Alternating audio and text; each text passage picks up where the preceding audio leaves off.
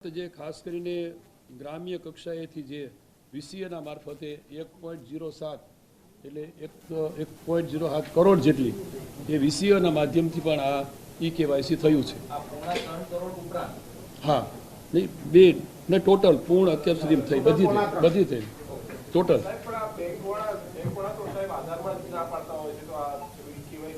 નહીં, એ આજે અમારા આપણે કહ્યું એ 2-3 દિવસથી અમે પ્રિન્ટ અને ઇલેક્ટ્રોનિક મીડિયાના માધ્યમથી અમને જાણવા મળ્યું। એટલે આજે પોસ્ટ ઓફિસોમાં પણ જે આ રીતે ક્યાંક થોડી અને રાષ્ટ્રીયકૃત બેન્કોમાં જે લોકો થોડીક લોકોને આમાં ના પાડે છે એના માટે પણ આજે અમારે સૂચના આપવાની છે। આવતીકાલ 1-2 દિવસમાં દરેક રાષ્ટ્રીયકૃત બેન્કોમાં જે આધાર કીટો અપાણી તે અને બેન્કોમાં પોસ્ટ બંનેમાં એના જનરલ મેનેજરને પણ પોસ્ટ ઓફિસમાં આજે અમારા અગ્ર સચિવશ્રીએ સૂચના આપી છે। જરૂર પડશે તો અમે પણ કહીશું અને જરૂર પડે તો સીએમઓના કાર્યાલયમાંથી પણ આ બાબતે આજે સૂચના અપાઈ જશે। એટલે 2-4 દિવસમાં વધીને આ બાકીની જે બેંકમાં અને પોસ્ટ ઓફિસમાં જે આધાર કીટો અપાયેલી છે એ પણ એક્ટિવ થઈ જશે। એટલે અગાઉ જ્યારે શિક્ષણ વિભાગે આવો નિર્ણય કર્યો ત્યારે પણ આ સમસ્યાઓ સામે આવી હતી। એ વખતે પણ પછી એ નિર્ણય મોકૂફ રાખવો પડ્યો કે ભાઈ એના વગર પણ શિષ્યવૃત્તિ જેને આપવી હોય આપવા દેવી। એ વખતે ખબર જ હતી કે આ પ્રકારની સમસ્યાઓ આવે છે, તો એમાંથી સરકારે શીખ શું લીધી? કારણ કે ફરીથી તમે પણ જીએડી પ્લાનિંગ પર દોડ્યું, ભાઈ સર્વર એમનું છે, અમારે એનો ઉપયોગ કરવો પડે છે, સ્થિતિ ફરીથી એના એકંદરે હેરાન લોકો થાય છે। આ સર્વરનું છે એ આખું ભારત સરકારના એના અંદરમાં આવે, તેમ છતાં અમે સતત વિભાગમાંથી અને રાજ્ય સરકારના અમે જીએડીના માધ્યમથી સતત એની પાછળ સતત પ્રયત્ન કરીએ છીએ અને આ પ્રશ્નો ન આવે એ માટે ત્યાં અમે ભારત સરકારમાં પણ આ બાબતે ધ્યાન દોર્યું છે।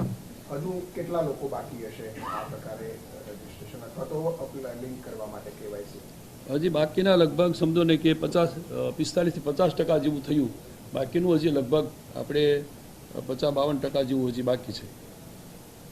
તમે જે વ્યવસ્થા કરી છે અથવા તો જે સેન્ટ્રલ વ્યવસ્થા થયેલી છે કે પોસ્ટ ઓફિસ હોય, ઈ કેવાયસી ઓનલાઈન માયરેશન એપથી હોય કે વીસીઈથી હોય, ક્યાંક નીચે સુધી સરકાર વ્યવસ્થા છે એ પહોંચાડી નથી શકતી, એના કારણે આ લાઈનો એક જ જગ્યા પર લાગે છે? કારણ કે ઘણી બધી જગ્યાઓ ખાલી છે, મોબાઈલ પરથી પણ થાય છે, લોકો કરાવતા નથી, એક જ જગ્યાએ બધું ભેગું થાય છે।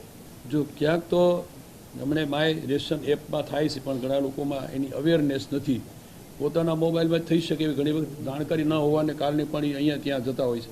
એટલે એના માટે પણ અમે જિલ્લા કલેક્ટરશ્રીને અને અમારા વિભાગના મારફતે પુરવઠાના માધ્યમથી ફરી અમે અવેરનેસ લોકોમાં આવે એ માટેની અમે સોશિયલ મીડિયાના માધ્યમથી જરૂર પડશે તો અમે હજી પ્રેસના માધ્યમથી પણ ફરી વખત આગામી દિવસ લોકોના અવેરનેસ સુધી આ વાત જાણકારીમાં આવે એ માટેનો અમારો પૂરો પ્રયત્ન છે।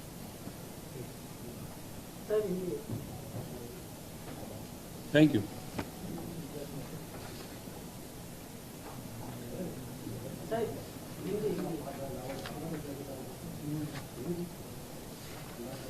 हिंदी में तुम्हें अलग राखजो ने एकलू अलग राखजो एकलू हिंदी में।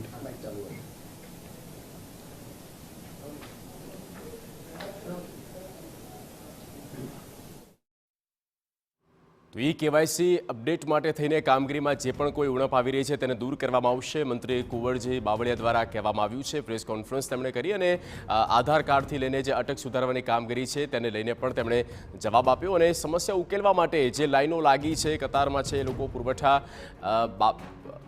વિભાગ એ અંગે કામગીરી કરી રહ્યું છે અને કેટલાક સેન્ટર પર એ સમસ્યા આવી રહી છે તેવું સ્વીકારી પણ રહ્યા છે।